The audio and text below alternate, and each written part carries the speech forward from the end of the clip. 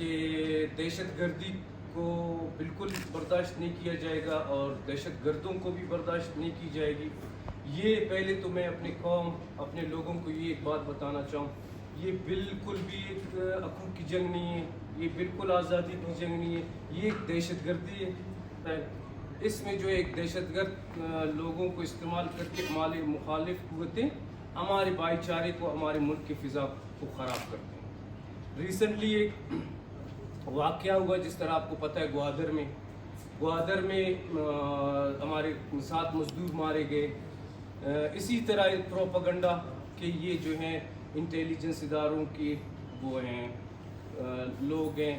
ہم نے اپنے تمام اداروں کو, تمام خفیہ اداروں کو, CTD سب کو کہا کہ اس چیز کو ہم بالکل برداشت نہیں کر سکتے کہ ہمارے غریب شہری لوگ ہر دن ان دہشت گردوں کا شکار بنے. تو ہم نے ان کو سخت آرڈرز اور ٹاسک دیا تھا کہ ہمیں ہر حالت میں یہ قاتل چاہیے. ابھی ہم اپنے مزید لوگوں کو قتل ہوتے ہوئے نہیں دیکھ سکتے.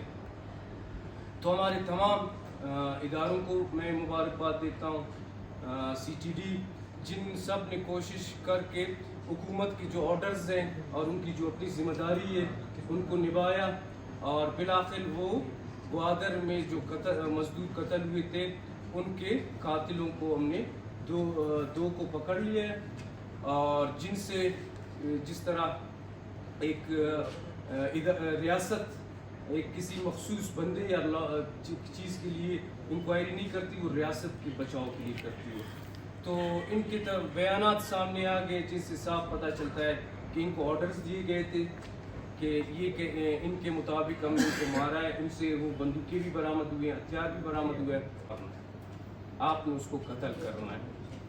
باقی نہ اس سلسلے میں ہماری وہ تھی کوئی انٹیلیجنس اداروں پر وہ تھا. تو یہ ہم اپنے لوگوں کو کہنا چاہتے ہیں, ہم اپنے عوام کو کہنا چاہتے ہیں کہ ابھی پاکستان کو بنانے کا ٹائم آ گیا ہے.